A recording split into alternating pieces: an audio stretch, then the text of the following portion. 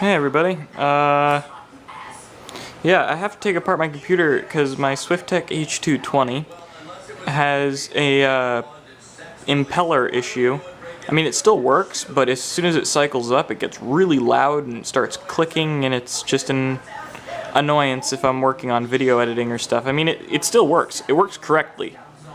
It's just a design with the impeller that Swiftech has fixed now.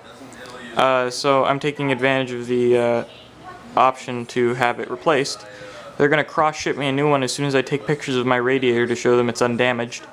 But yeah, so I figured since I have to take my computer apart anyways, I might as well show what I'm rocking now. So first is the EVGA GTX 780 with ACX cooling.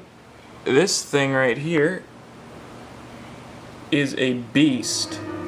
And it takes a lot of power, and you can hear Archer in the background because I'm watching TV. But yeah, it's got the active cooling extreme.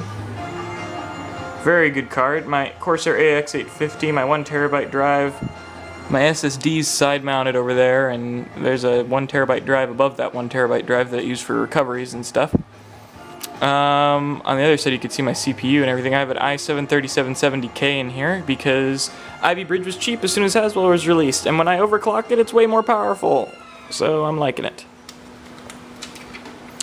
Anyway, so I got the P8Z77i Deluxe motherboard, which has VRMs, ITX VRM assembly, which is just great because I can actually do something with an ITX board for once. Alright, I pulled the other side apart now. And that's the mess of wires in there that I am going to clean up now too, so it's not so disgusting. Anyway, I'm gonna go and take this all apart.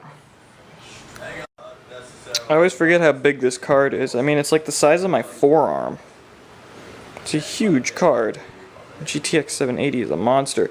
It even has pads for a third power assembly piece.